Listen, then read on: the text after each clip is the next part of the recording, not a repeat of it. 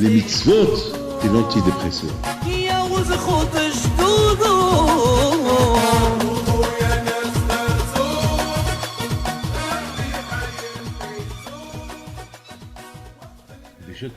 Avec la permission d'Hachem, j'espère que vous allez bien.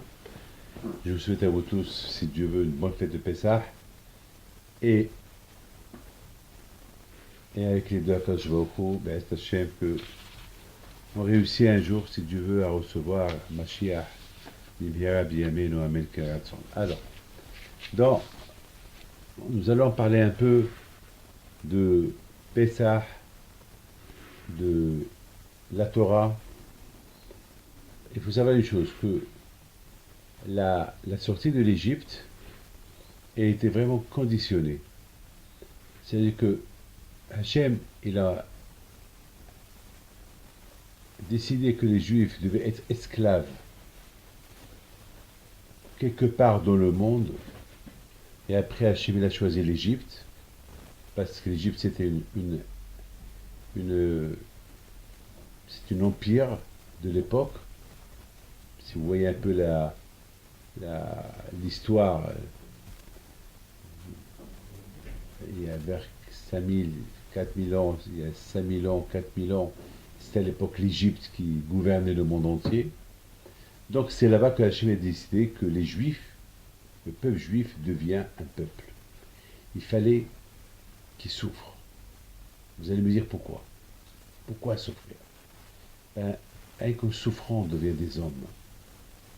Quelqu'un qui est gâté, quelqu'un qui est riche, quelqu'un qui n'a pas de problème, il est faible, il est orgueilleux, il est mauvais, il peut être arrogant. Quelqu'un qui a passé une expérience de souffrance, alors il a goûté la souffrance, donc il ne va pas faire souffrir les autres. Il va être gentil, il sait les coups qu'il a reçus. Donc, par rapport à ce qu'il a reçu, il comprend c'est quoi la souffrance. En plus, ce qui était beau, c'est que les Juifs, ils sont têtus. On a vu que les Juifs en Égypte, ils étaient têtus. Ça veut dire, de plus qu'on les a fait souffrir, et de plus ils les ont tués, ils ont fait du mal à eux, les Juifs sont renforcés dans leur union et à la prière à Dieu qu'un jour il va les libérer. Regardez les Juifs à l'époque de Hitler. Est-ce que ils sont partis, ils sont morts dans les camps de concentration gazés avec fierté? Il y a des millions d'histoires sur la fierté des Juifs par rapport à leur religion dans les camps de concentration. Et c'est toujours comme ça, le peuple juif. Donc c'était important que le peuple juif il passe cette souffrance-là. Regardez, si par exemple de l'or, on veut faire de l'or des bijoux super, des bijoux qui sont belles, des bijoux qui vont coûter cher, eh bien, pour faire des bijoux, il faut faire fondre l'or. Il faut le faire fondre. Après, il faut le frapper, il faut le taper. Et après, il passe le feu, et après, tu fais de lui ce qui est bien. De même, un diamant. Avec un diamant, on fabrique un diamant, on trouve un diamant aussi beau que ça. Un diamant qui est sur une couronne d'un roi. Ces diamants-là, vous savez, on a trouvé c'est une pierre entourée avec du béton, avec une saleté. Après, il faut la tailler, faut la nettoyer, et après, tu as devant toi un super diamant. Au départ, ce diamant-là, il est brut. Tu lui donnes même pas un centime, même pas $1. Et après, ben justement, c'est ce que Hachem a voulu, que le juif, il s'entraîne. Et pour pouvoir apprécier Hachem, ils ont souffert les Juifs en Égypte. Maintenant, et tout ça pourquoi? Pour la Torah. Parce que la Torah, elle est dure. Parce que la Torah, c'est pas facile. Il a fallu que les Juifs, ils souffrent énormément. Et après, ils vont goûter la libération. Après, ils vont apprécier ce que Hachem il a fait pour eux en nous libérant, donc il va accepter tout ce qu'il va leur demander. Donc c'est ça la raison pourquoi il fallait l'Égypte et la raison pourquoi tout le temps on doit parler de l'Égypte. Pourquoi on doit toujours parler de l'Égypte? Parce qu'on doit toujours se connecter avec nos aïeux. Parce que l'histoire de nos aïeux, elle se répète tout le temps. Elle se répète. Il y a toujours, ça se dit dans la Haggadah. שלא את אבותינו בלבד גאל הקדוש ברוך הוא, אלא אף אותנו גלי מים. Hachem n'a pas libéré uniquement nos parents, nous aussi nous a libérés avec eux. Parce que tout ce qui s'est passé avec nos parents, ça se passe avec nous aussi. Et de la même façon qu'il les a libérés, donc nous aussi il va nous libérer. Donc on apprend, lorsqu'on est dans les problèmes, lorsqu'on a un problème, il ne faut pas qu'on perd espoir. Il faut savoir que nous aussi, Hachem, il va nous libérer et il va se rappeler de nous. Et bien sûr, on dit que malheureusement, il n'y a pas une génération qui ne pense pas nous exterminer, ou au niveau physique, ou au niveau spirituel. Et Akash Baruch Hu nous protège. Donc c'est très très important de se rappeler que cette histoire de l'Égypte, c'est une histoire de chaque jour. C'est la raison pourquoi chaque jour on parle de l'Égypte, on parle de la sortie de l'Égypte, et après ça, on parle de vraiment le jour qu'on a été libéré. Parce qu'il faut savoir une chose, que le jour de la libération des Juifs de l'Égypte à Pessah, c'est le jour, c'est ce fameux jour-là, c'est lorsqu'on y croit beaucoup à ça, alors il faut savoir une chose, que lorsqu'on a un grand problème, eh ben nous, c'est Akadosh Baruch Hu, il va nous libérer comme qu'il a libéré, il va nous libérer de notre problème, comme qu'il a libéré nos parents du problème où ils étaient. Mais il faut savoir une chose, que tous les problèmes qu'on a, c'est parce que peut-être on n'est pas assez attaché à la Torah. Parce qu'il faut savoir que chaque fois que Hachem il nous libère d'un problème, c'est pour nous rapprocher de la Torah. Il faut le savoir. Comme les Juifs en Égypte, la raison pourquoi ils ont été libérés de l'Égypte, uniquement afin de pouvoir aller à Har Sinaï et recevoir la Torah. Sinon, pourquoi Hachem va nous libérer? Pourquoi Hachem il a choisi le peuple juif et l'a libéré? Pourquoi? Pour qu'ils s'éclatent, pour qu'ils vivent comme qu'ils veulent? Non. C'est pour accepter le joug d'Hachem. C'est la raison pourquoi il les a libérés. Et c'est la raison pourquoi je me suis toujours posé une question. Il y a un sacrifice qui s'appelle Korban Pessah, le sacrifice pascal, le sacrifice de Pessah. On n'a pas vu qu'à Rosh Hashanah, il y a un sacrifice qu'on appelle le sacrifice de Rosh Hashanah, ou le sacrifice de Shavuot, ou le sacrifice de Sukkot, ou le sacrifice de Kippour. Non.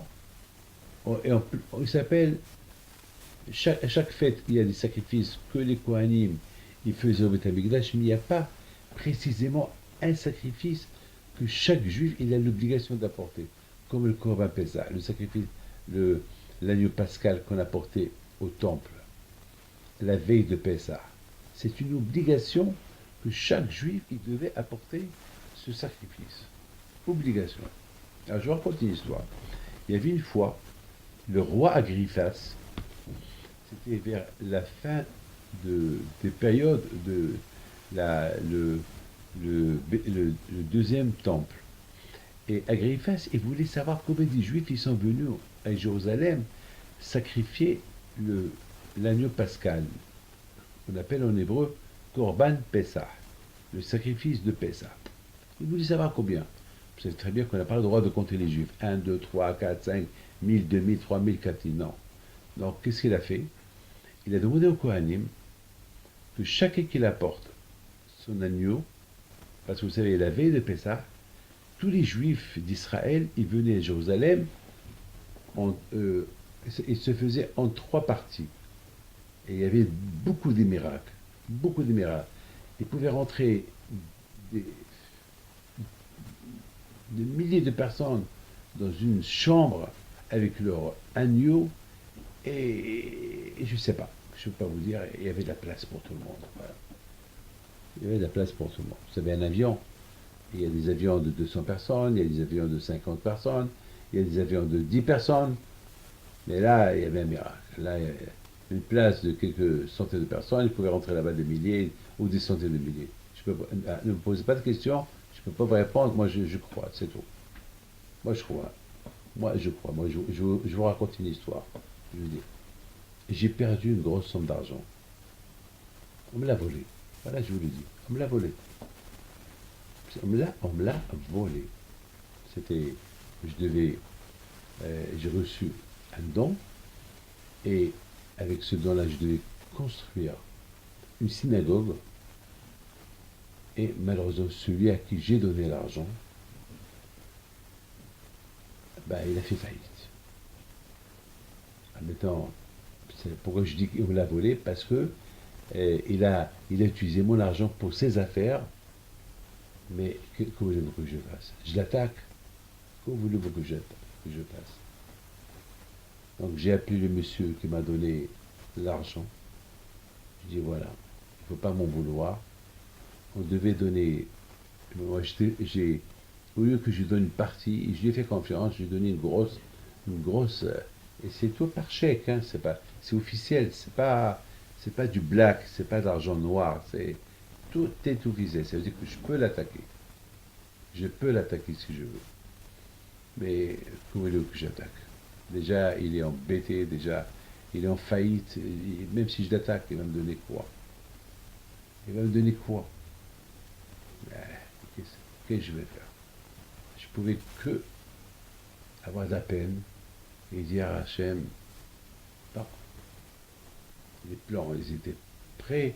J'ai vu des miracles dans ma vie, ne croyez pas que moi je suis un croyant, je crois beaucoup en Dieu. Donc il s'est passé que j'ai prié à Hachem, j'ai dit Hachem, il faut que tu m'aides. Eh bien, quelque chose, il s'est passé. Que des gens, ils m'appellent pour des problèmes à eux, des problèmes graves. Ils ne devaient même pas m'appeler. Ils devaient appeler leur avocat. Donc, je sais pas moi, pas moi. Et moi-même, je ne comprenais pas pourquoi on m'appelle. Parce que ces problèmes, c'est pas à moi de les arranger, c'est de justice, c'est les avocats, c'est les juges, c'est pas moi. Moi, je peux uniquement faire une prière avec les deux dieux. Mais ce qui était incroyable, c'est que eux-mêmes, ils me disaient, eh ben, si ça s'arrange, on ne vous oublie pas.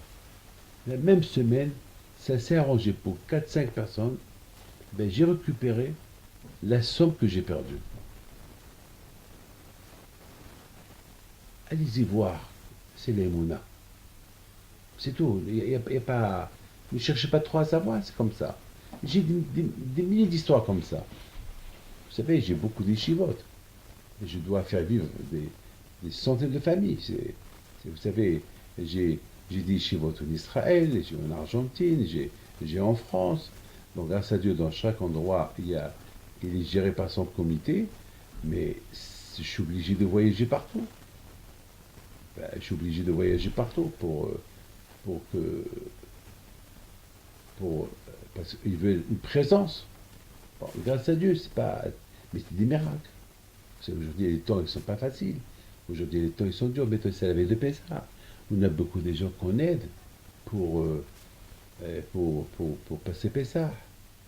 En Israël, ici en France, en Europe, même en Amérique, on les aide.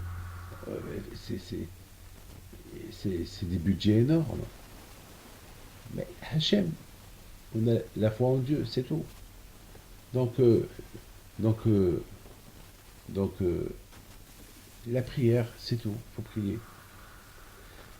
Donc, mettons, la veille de Pessah, les Juifs, étaient obligés d'apporter le Corban Pessah à Yerushalayim.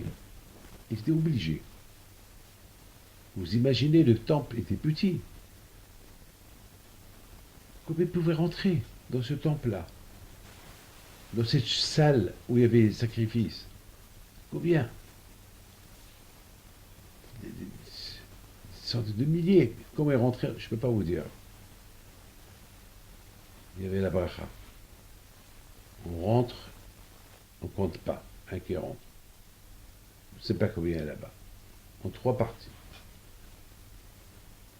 C'était la veille de Pessah. Mais le roi Agrippas, il voulait savoir combien de juifs il y avait. Combien de juifs ils ont sacrifié leur sacrifice de Pessah. Donc, le roi Agrippas, il demande au Kohanim, étant donné que la queue de l'animal, on n'a pas le droit de la manger, et on ne la sacrifie pas, alors il leur a dit, la queue, comptez les queues. Il ne faut pas donner la queue au propriétaire. C'est-à-dire il ne peut pas la manger. Alors, on va compter les queues pour voir combien de sacrifices ont été sacrifiés aujourd'hui. Vers la fin, le calcul était, il y avait 1 million de queues. Ça veut dire, en une demi-journée, ils ont sacrifié 1 million d'agneaux.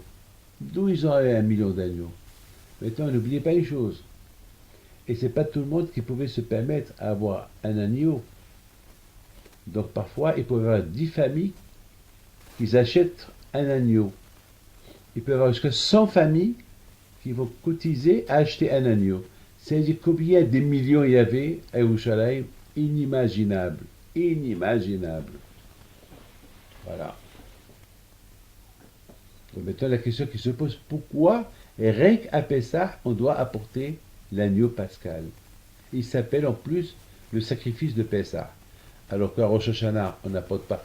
Pourquoi on n'apporte pas à Rosh Hashanah un agneau pour le pardon, pour faire la bonne année, ou à Sukkot pour la bonne fête, ou à Matan Torah, un agneau à l'occasion du don de la Torah qu'on reçoit chaque année?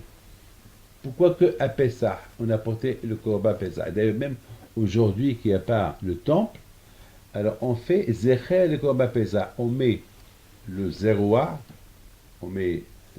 sur la table, et on dit ça en souvenir du Korban, du sacrifice de Pessah qu'on a porté à Yerushalayim. Voilà. Et en plus, pourquoi on l'appelle Korban Pessah? Pourquoi on l'appelle le sacrifice de Pessah? Et rien qu'à Pessah, on a porté le sacrifice. Pourquoi? Donc, il doit avoir une raison. Aujourd'hui, il n'y a pas de Beth Amikdash. Donc, puisqu'aujourd'hui, il n'y a pas de Beth Amikdash, donc il n'y a pas. On fait quelque chose en souvenir. On fait le zéro sur la table en souvenir, pas plus. Alors, pourquoi? Mes amis, il faut savoir une chose. Que la raison pourquoi les Juifs, ils apportaient le Korban Pessah, c'était bien. Parce que, à l'époque, les Égyptiens vénéraient les animaux. Ils vénéraient les agneaux, les vaches, les brebis. Voilà. Et ils les vénéraient. Donc, ils les vénéraient et les considéraient comme des dieux. Donc, Hachem, il a dit aux Juifs, avant que vous quittez l'Égypte, vous allez prendre le dieu égyptien qu'ils vénèrent, vous allez l'égorger devant eux. Alors, c'est risqué, ils peuvent les tuer. Hachem, il a dit, je vais vous montrer que c'est moi le vrai Dieu. Que tous ces animaux, c'est que des animaux, qui les ont rendus des dieux. Vous allez les égorger devant eux, et vous allez voir s'ils vont vous toucher. Là, le fait que vous allez les égorger, et vous allez voir que les Égyptiens ne vont pas vous toucher, ça prouve que je les ai affaiblis. Et ça prouve que c'est moi le bon Dieu, et c'est pas ces animaux-là. Voilà, mes amis, la raison pourquoi les Juifs, ils étaient appelés de faire le sacrifice de Pessah en Égypte devant l'Égyptien. C'est un grand miracle. Maintenant, l'agneau pascal, il représente le Tzahara. L'agneau pascal, il représente les mauvaises habitudes. L'agneau pascal, il représente tout ce qui est mauvais, qu'il faut éliminer. Voilà. C'est la raison pourquoi Hachem a voulu qu'on apporte l'agneau pascal à Pessah. Pourquoi? Parce que l'idolâtrie, ça ne veut pas dire uniquement l'agneau de l'époque. L'idolâtrie, ça peut être la télévision, le football, le basketball, l'argent, les femmes, penser à manger. Ça peut être ça. Donc, quelque part, allez, la médisance, parler de la shonara, ça aussi, ça peut être. Donc, C'est ça qu'il faut éliminer. C'est ça qu'il faut éliminer. Donc c'est la raison pourquoi à Pessah, le fait qu'à Pessah, on apporte le Corban Pessah, qui veut dire deux choses. Qui veut dire merci Hachem que tu nous as ouvert les yeux. Merci Hachem que tu nous as prouvé que tu es le seul Dieu. Il n'y a que toi et pas un autre, que toi. Et merci Hachem que tu nous as donné l'opportunité de te connaître davantage. Donc c'est la raison pourquoi c'est une obligation d'apporter l'agneau pascal chaque année. Parce que chaque année, on élimine nos habitudes qui sont devenues comme une idolâtrie chez nous. Il y a des gens qui vont se réveiller à 2 heures du matin pour voir un match de football, mais pour aller à la prière, non. Ils vont faire des sacrifices pour aller dépenser l'argent au casino, mais pour acheter une paire de filines, non.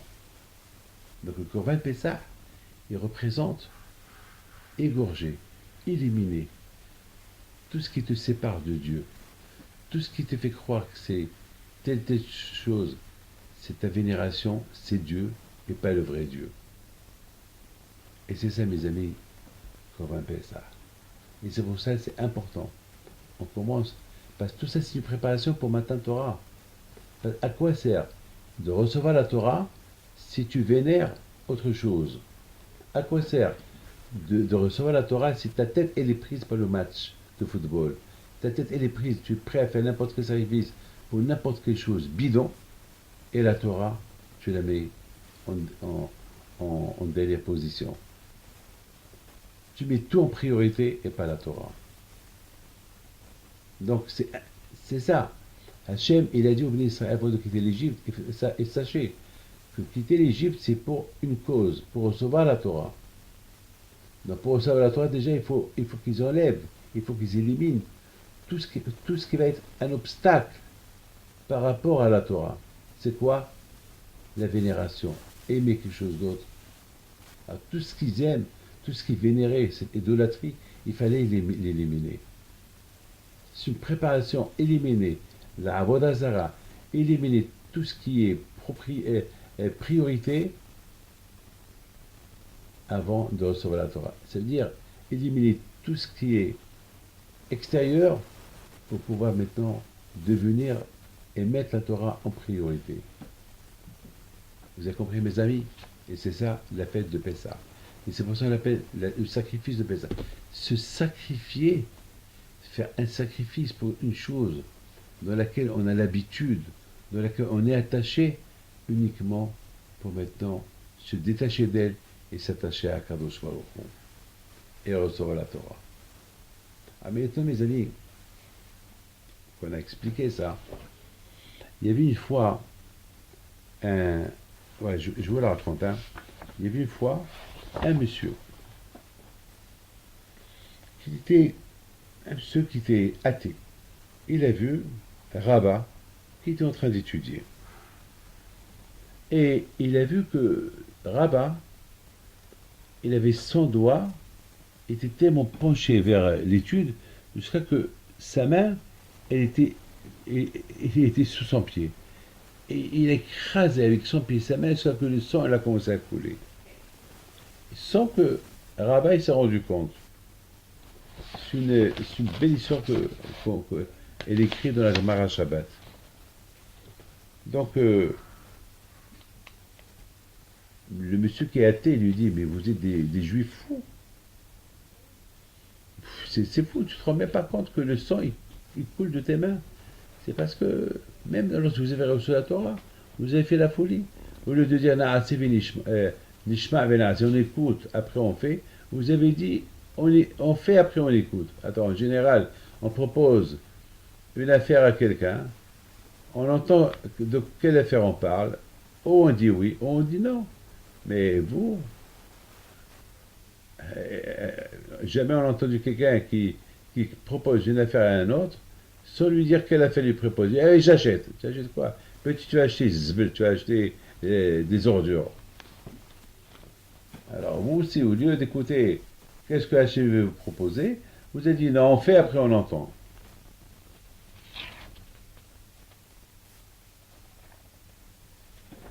Il fallait déjà écouter. Il se peut que cette Torah-là, elle est dure. Et peut-être si elle vous convient, vous la recevez. Et vous convient pas, dites au bon Dieu non. Pourquoi vous avez dit on fait, après on entend? Faites comme les nations. Les nations, ils ont demandé Maktibak, c'est écrit dans la Torah. Alors, vous savez qu'est-ce que Rava, il a dit? Il a dit, nous, on a été avec le bon Dieu. On a été avec le bon Dieu dans la Timimout. On était naïfs avec le bon Dieu. Avec tout ce que le bon Dieu a fait pour nous, on ne pouvait pas mettre le bon Dieu en doute. Lorsqu'il nous a dit, je vais vous donner la Torah, on a cru en lui. C'est pas parce qu'on dit, qu'est-ce que tu vas nous donner? On l'aime, avec tout ce qu'il a fait pour nous. Avec tout ce qu'il a fait pour nous. C'est ça.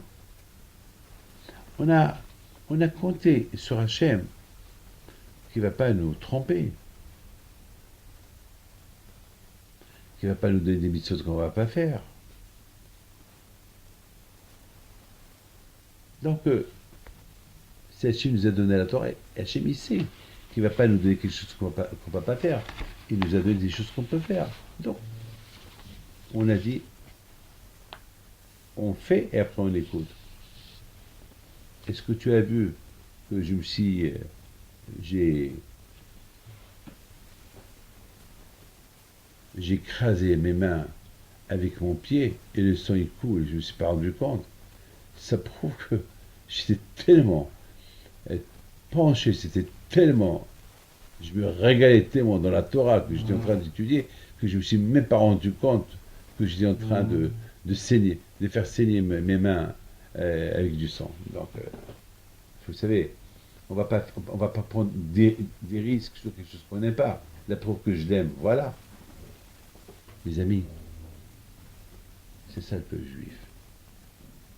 C'est ça qu'on va appeler ça.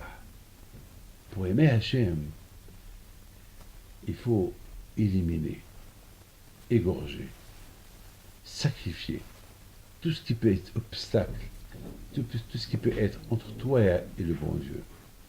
Et c'est ça qu'on va appeler ça. Qu'on va appeler ça, c'est une préparation. On ne peut pas être avec Hachem, aimer Hachem et accepter le joug d'Hachem lorsque notre tête elle est prise par autre chose. C'est impossible. Regardez dans la paracha de Nadav et Abihu. Nadav et Abihu qui aimaient tellement Hachem. Et alors, comment ils ont inauguré le temple?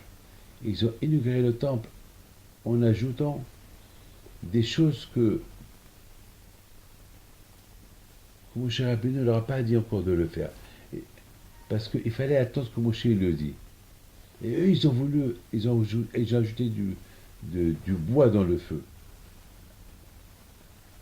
C'est-à-dire, vous savez qu'il y avait un sacrifice, il y a le feu qui est descendu du ciel, et ce feu du ciel qui est descendu, maintenant il faut ajouter maintenant du bois sur ce feu-là. Comme ça, le feu, il tient.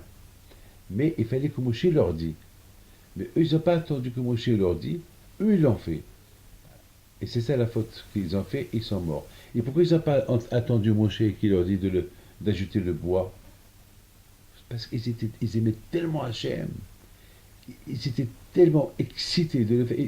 Ils n'avaient même pas le temps. C'est comme par exemple, vous voyez, un train qui arrive, il doit s'arrêter, mais les gens, ils veulent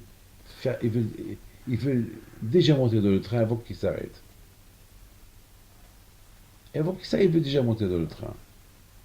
Mais attends, il va s'arrêter, tu montes. Non, il veut déjà monter. Il veut s'assurer qu'ils sont à l'intérieur, déjà. Nadav et Abihu, tellement qu'ils aimaient le bon Dieu qu'ils ne pouvaient pas attendre jusqu'à que Moshe Rabbeinu va leur dire, voilà, il faut ajouter le feu, il faut ajouter le bois dans le feu pour que le feu ne s'éteigne pas. Regardez, lorsqu'ils sont morts, et Moshe Rabbeinu est parti présenter condoléances à Aaron, il lui dit, tu sais que tes enfants, c'est tzadikim, vraiment, ils sont mieux que toi et que moi. D'ailleurs, regardez, ils ont risqué leur vie pour montrer aux gens combien ils aiment Akadosh Baruch Hu. C'est écrit, Vaïdom à Aaron. Aaron, il n'a pas répondu. Il s'est tué, il n'a pas répondu. Regardez, mes amis, Pinhas, il a sacrifié sa vie, Pinhas. Lorsqu'il a vu un juif, il a fait une abéra, il est parti le punir. Alors, il y avait ce juif-là, il était entouré de 24 000 soldats. On pouvait lui arracher la tête. Mais tellement qu'il aimait le bon Dieu, il est parti le punir. C'est de la folie, ça. Regardez, mes amis, Pinhas, lorsqu'il a vu ce juif-là qui était en train de faire la faute, il voit que tout le monde est assis. Tout le monde avait peur d'attaquer ce juif-là qui était en train de faire la faute. Et lui s'est levé. Mais qui es-tu pour que tu te lèves? Ils vont t'éliminer, ils vont te tuer. Mais t'es faible. Personne ne se lève. Ceux qui sont plus forts que toi, ils ne se lèvent pas, toi tu te lèves. Il n'a pas vu. Il n'a pas mesuré la force de ce monsieur qui était en train de fauter. Il n'a même pas mesuré sa propre force. Il n'a même pas mesuré les gens qui sont assis, qui sont plus forts que lui, que eux aussi ils n'ont fait aucune réaction de se lever. Tout ce qu'il a vu, c'est que l'honneur d'Hachem est souillé. Le nom d'Hachem, il est banalisé. Il faut faire quelque chose.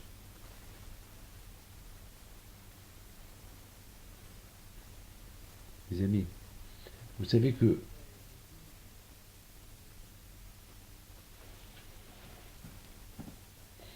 on dit que lorsque les Juifs ils étaient dans le désert, ils ont reçu la Torah par amour d'Hachem. Voilà. Parce qu'ils n'avaient pas le choix. Pas avec volonté. Ça veut dire, Hachem, avec tout ce que tu as fait pour moi, je suis prêt à faire n'importe quoi pour toi. Et cette génération-là, c'est la génération de la sagesse. C'est une génération qui ont vu des choses extraordinaires. Ils ont vu des miracles, des miracles. Vous imaginez?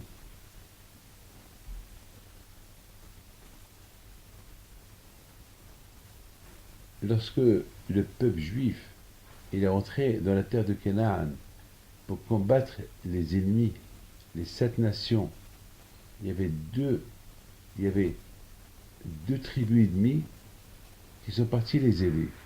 Parce que la tribu de Réhouben et de Gad et la moitié de Ménaché, eux, ils n'ont pas voulu rester en Israël, eux, ils ont pris leur part en dehors d'Israël. Mais ils sont partis aider leurs frères. Presque 14 ans, ils n'ont pas vu leur femme. 14 ans, ils sont restés avec leurs frères. Mais c'est de la folie. C'est des sacrifices, ça.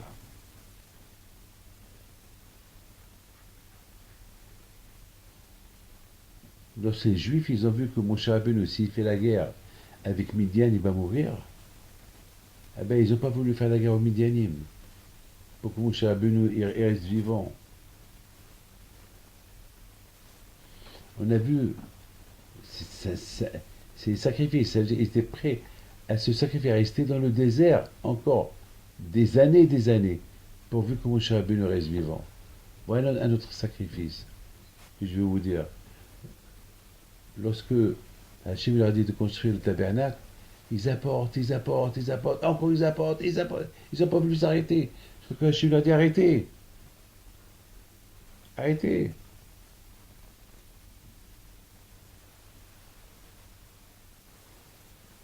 Vous rendez compte, avant de recevoir la Torah, ils étaient unis. Belev echad ki jehad.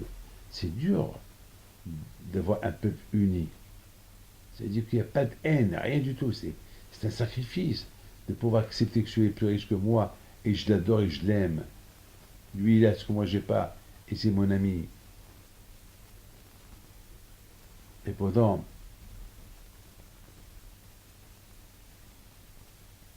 Et Et là, ils étaient rifidim. Ils ont compris que, parce que lorsqu'ils se sont relâchés de la Torah, Amalek il est venu contre eux. Donc, ils se sont renforcés. Ils se sont renforcés de l'étude de la Torah.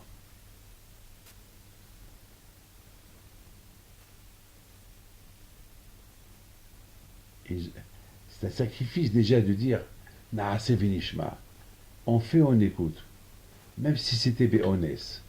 Même si ils l'ont dit parce que. Ils n'ont pas dit avec une grande volonté. Ils l'ont dit parce qu'ils n'ont pas le choix, parce qu'ils ne peuvent pas refuser à Kadosh Baruch Hu. C'est comme quelqu'un à qui j'ai sauvé la vie. Il me demande quelque chose de dur à faire. Bon, je dis par rapport à ce qu'il a fait pour moi, je le fais pour lui. Mais je le fais. C'est-à-dire, je le fais, mais je ne le fais pas à 100%. Mais quand même, même qu'ils n'ont pas reçu la Torah à 100% avec un grand amour, mais quand même, il y a un sacrifice. Il faut savoir une chose, que beaucoup des fois,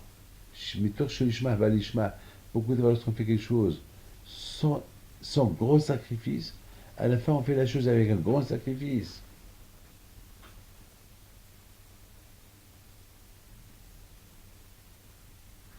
Ils ont servi Hachem avec amour, même si c'était avec sacrifice. La Torah, c'est pas simple, je vous dis, hein, c'est très simple. C'est pas simple, c'est dur.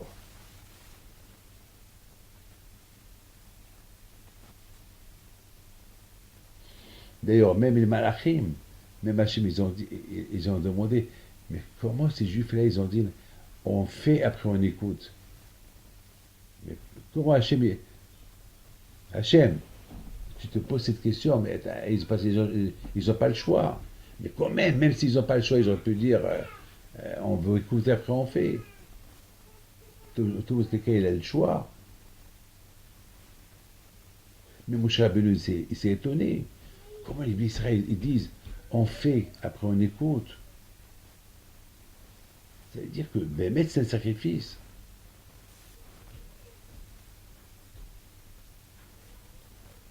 Mes amis, le sacrifice, il vient uniquement lorsqu'un homme, est-ce que vous avez compris?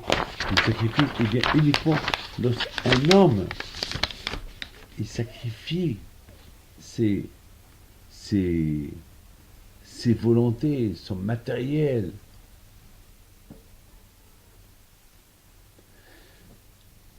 Et Pessah, le sacrifice de Pessah, c'est très symbolique.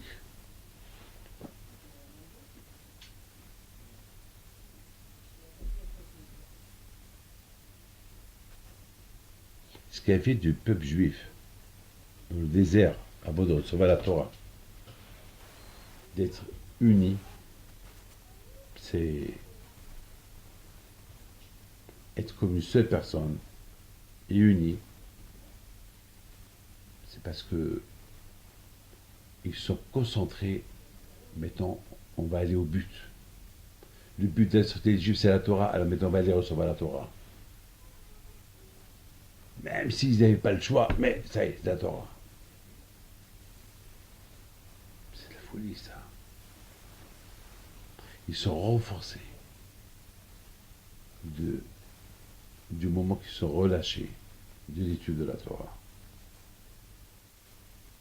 Lorsqu'on a des doutes, malheureusement, on se refroidit. Et les doutes refroidissent la personne.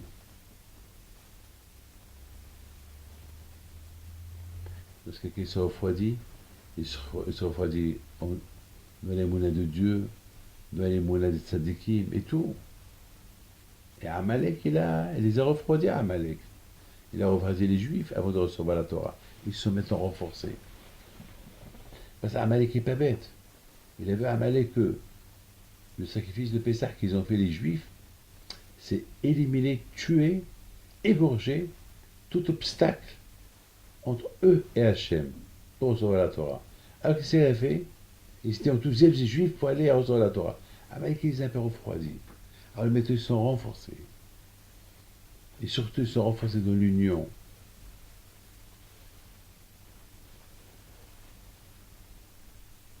Imaginez-vous comment ils ont fait la Shira. tous ensemble. Tout le monde est devenu prophète. Ils ont chanté tous la même chanson. Azashim Moshe Ben Israël, Belevehad Kishehad. Ils étaient comme des malachim, des anges.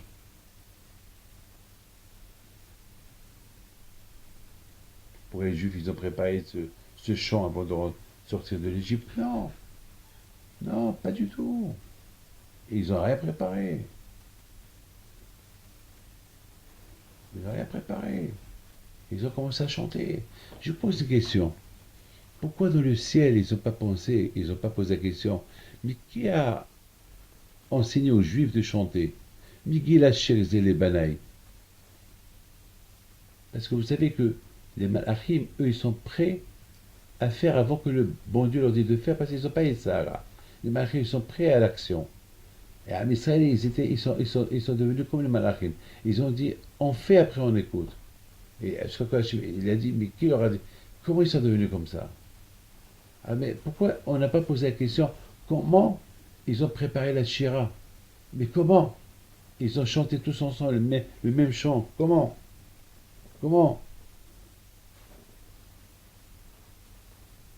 Ils sont devenus tous des prophètes.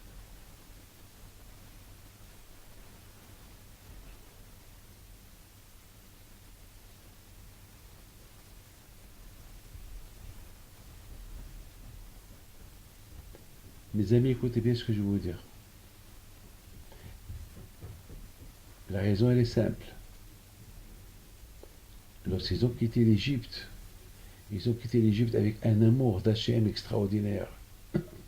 Le fait qu'ils ont égorgé l'agneau de Pessah, ils ont sauté tout leur passage, tout, tout leur passé, tout le passé, leur attachement, tout ce qui est matériel, ils l'ont égorgé. Un homme qui réalise comme ça, un homme qui agit de cette manière, tellement qu'il est Hachem, il est prêt à tout mettre derrière lui, tout ce qui est Olamazé, de mettre derrière lui. Ça, je vais offrir l'ouvrir les portes. J'étais dans un mariage cette semaine, au Canada. Des gens blancs très riches. Des gens billionnaires en dollars. Des gens milliardaires en dollars. Ils ne sont pas connus comme les gens les plus riches du monde, parce qu'ils cachent. Donc jamais on pourra savoir, mais moi je sais ce qu'ils sont. Ils ont fait un mariage simple. Et ils m'ont dit, pourquoi on veut dépenser 2-3 millions de dollars pour un mariage? On préfère les donner à la charité. Ils aident les juifs et les non-juifs. Hein. Ils ont construit même des hôpitaux pour les non-juifs. Ils aident tout le monde, ils aident même les pays arabes qui sont dans le besoin, et les Africains, et des Juifs, ils aident tout le monde. Pour ne pas que le monde il dit c'est des riches que pour eux. Ils aident tout le monde. C'est un grand kiff de Hachem. D'ailleurs, même mon père était comme ça. Une fois, j'étais avec mon père au Maroc.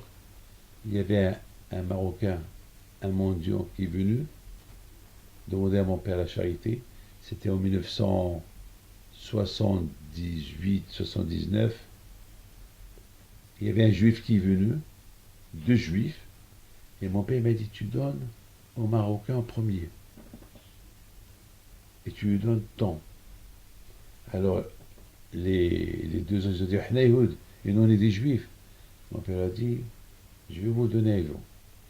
Après moi j'ai posé la question à mon père, mais pourquoi tu as mis le Marocain en priorité? Il me dit, parce que nous, on a grandi ici, au Maroc, et on a une reconnaissance, une dette vis-à-vis du pays du Maroc qui nous a hébergés. Lorsqu'on a été jeté de l'Espagne il y a quelques centaines d'années, on a trouvé refuge au Maroc. Donc, il faut être reconnaissant, et surtout, il ne faut pas qu'ils pensent que nous, on préfère les Juifs mieux qu'eux. C'est pour ça qu'il faut, je t'ai dit de leur demander eux, de leur donner à eux plus que avant les Juifs. J'ai appris ça de mon père, et c'est ce que je fais moi aussi. Mes amis, maintenant vous comprenez très bien que les Juifs, lorsqu'ils ont quitté l'Égypte, ils s'étaient tellement attachés à Dieu, ils ont égorgé, éliminé tout leur passé, toute l'idolâtrie du passé. Donc ils se sont attachés à Dieu, ils ont eu une prophétie, ils ont commencé à chanter la Shira. Rabotai Bémet, lorsque Hachem il voit que quelqu'un il se déconnecte de tout ce matériel, et pour lui il n'y a que Hachem, eh bien il devient prophète, le monsieur. Il voit tout, et Hachem lui montre tout.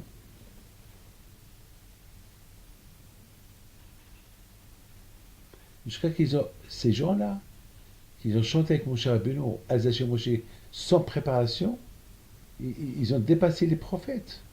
Parce que les prophètes, il faut que le bon Dieu leur donne la prophétie. Eux, non. Ils sont devenus prophètes de eux-mêmes. Vous imaginez. C'est la raison pourquoi ils sont arrivés à un niveau tellement élevé et après ils se sont un peu relâchés de la Torah. Amalek il est venu. Donc ils ont compris qu'est-ce que, les dégâts qu'ils ont fait. Ils se sont renforcés. Ils ont dit, lorsque Metaché leur a proposé la Torah, ils ont dit, nah, c'est fini, pas. On fait et après on écoute.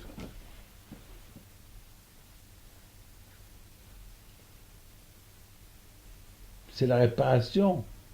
Ils ont voulu réparer le refroidissement qui les a refroidis à Amalek, de l'Emouna au Hachem. Maintenant, ils ont dit, nah, c'est Vinishma. On fait, après on écoute. Vous imaginez, lorsqu'ils ont traversé la mer, dans quel état ils étaient, dans quelle émotion ils étaient, avec quelle attachement ils étaient avec le bon Dieu. Ah, jusqu'à ce qu'ils sont devenus des prophètes. Et surtout, ils ont vu l'ange qui protège l'Égypte, il est mort. Waouh, waouh, waouh, waouh, waouh. Ah, maintenant, lorsqu'ils ont vu les dégâts qu'ils ont faits, en se relâchant de la Torah, alors là, ils ont... Mes amis, je voudrais vous dire une chose. Moshe Rabbeinu alav shalom, il s'est posé une question.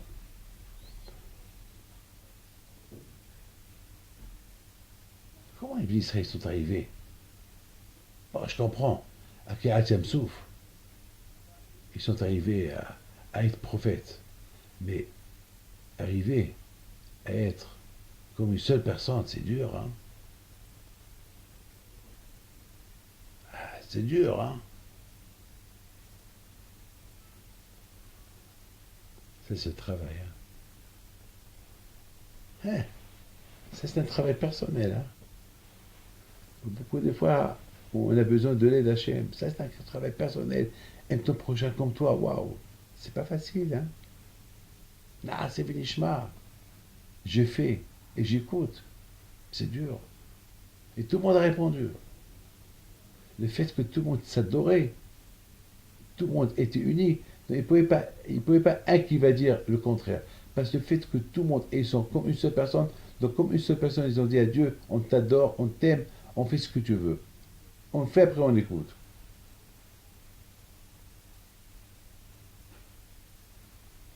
Lorsqu'ils ont chanté, c'était un peu facile, Azaché Moshe.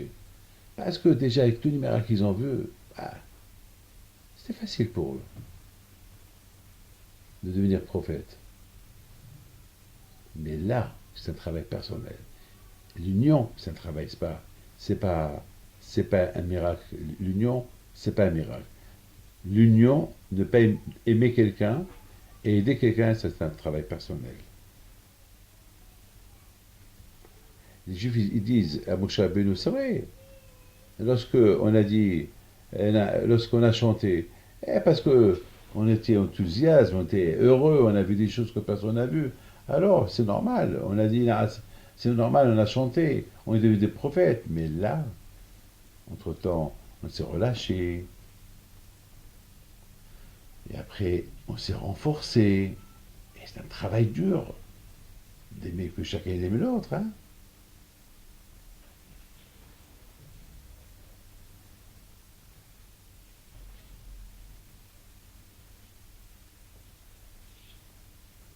combien la Torah elle aide.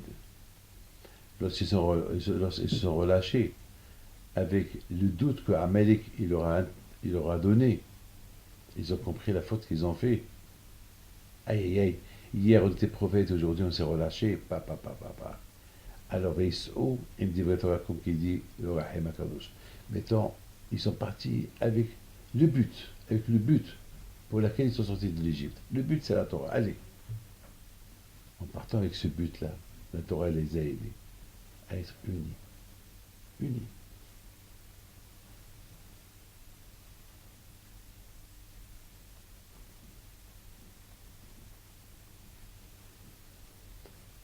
Il y a aussi quelque chose qu'on peut expliquer. Les Bnei ils sont arrivés à un niveau en parallèle, un niveau extraordinaire. Lorsqu'ils étaient dans la mer, en sortant d'Égypte, ils ont chanté tous ensemble. Et de la même façon qu'ils sont sortis tous ensemble, ils se sont un peu relâchés, ils sont tombés, ils sont remontés de niveau, ils sont remontés encore, et ils ont dit, ensemble, Naas et Benishma. Une fois, ils ont chanté ensemble, sans que personne leur a appris, et là, ils ont dit, Naas et Benishma, sans que personne leur a dit, et moi, je ne suis pas prêt. Tout le monde a dit pareil, Naas et Benishma. Maintenant, à Sinaï, ils ont récupéré ce qu'ils ont perdu. Ils ont, dans la traversée de la mer, ils ont dit Zéhéliverdiou, c'est ça Hachem. Waouh. Ils ont senti Hachem. Et après, ils ont perdu un peu ça. Ils ont perdu ce sentiment-là. Parce qu'ils se sont relâchés de la Torah. Et hop, lorsqu'ils ont compris les dégâts qu'ils ont fait, et hop, ils sont encore remontés. Et ils ont dit Nah, c'est fini, Shema. Tous ensemble. Pas un seul personne qui a dit non.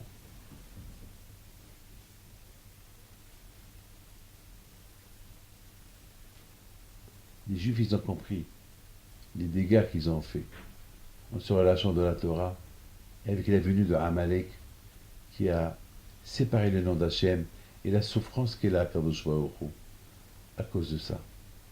Et ils ont dit à Hachem, Hachem, s'il te plaît, Na'aseh Benishma, on t'adore, on t'aime. On y met comme une seule personne. Comme une seule personne va combattre Amalek pour mettre de l'ordre, pour que on recolle ton nom, qu'ils soient ensemble.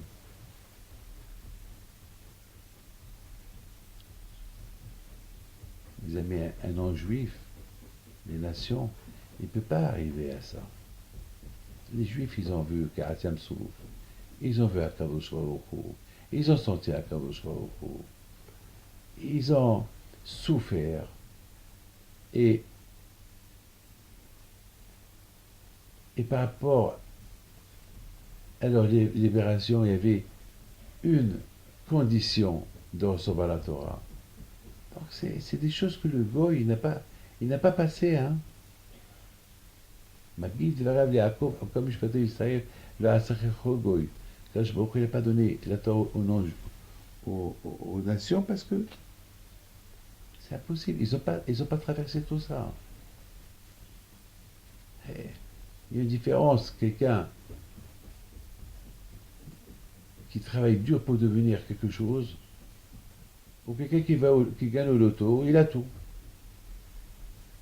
Les non-juifs qui se convertissent, c'est gagner du loto. Mais un juif, ses parents ont souffert, ses grands-parents et on continue à souffrir. C'est une souffrance.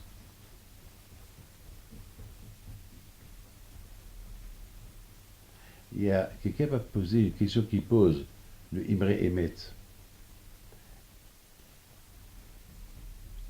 On dit que celui qui ne fait pas le bracha, c'est un voleur. C'est un voleur. Alors, il m'a posé une question, il m'a dit, ouais, mais les goïms, aussi,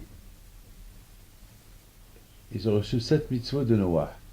Et parmi 7 mitzvot de Noah, il ne faut pas qu'ils volent. Alors, alors, alors, s'il ne faut pas qu'ils volent, alors voilà, mais voilà, le fait qu'il ne faut pas la Torah, ils volent. Alors pourquoi Hachem ne leur a pas donné la Torah? Pourquoi Hachem ne leur a pas donné les brachot? Parce que les goïms, ils ont 7 mitzvot à respecter. Et dans les 7 mitzvot, il ne faut pas voler. Et on dit que ceux qui ne font pas les bracha, c'est un voleur. Alors, ça veut dire que les goïms, c'est des voleurs. D'un côté, c'est des voleurs parce qu'il ne faut pas la bracha, et de l'autre côté, Hachem ne leur a pas donné la Torah. Donc, il ne faut pas qu'ils fassent la bracha. Alors, comment on peut expliquer ça? C'est une belle question. Hein? Très belle question. Mes amis, la réponse, elle est le fait qu'ils n'ont pas reçu la Torah, parce qu'Hachem ne leur a pas proposé la Torah. Il leur a proposé et ils l'ont refusé. Alors, il serait resté qu'il y avait 7 mitzvot de Ben Noach. C'est tout. C'est tout. Parce qu'il leur a proposé la Torah, ils ont dit non. Donc, ça y est, vous ne voulez pas la Torah, je ne vous la donne pas. Donc, vous avez ce mitzvah. Ne pas voler. Alors, maintenant, tandis que nous, les bénis Israël, qu'on a accepté la Torah, lorsqu'on ne fait pas le bracha, pour n'importe quelle chose qu'on profite, même un vêtement, on est considéré comme des voleurs. Les amis, je voudrais simplement vous souhaiter un bon Shabbat et vous dire que Akadosh Baruch Hu vous donne bracha v'atzlaha et la parnassa si Dieu veut, une bonne fête si Dieu veut, Be'ezrat Hashem B'zchut Rabbeim, puis de soit avec vous, et que Hashem vous donne la parnassa Melkeratz.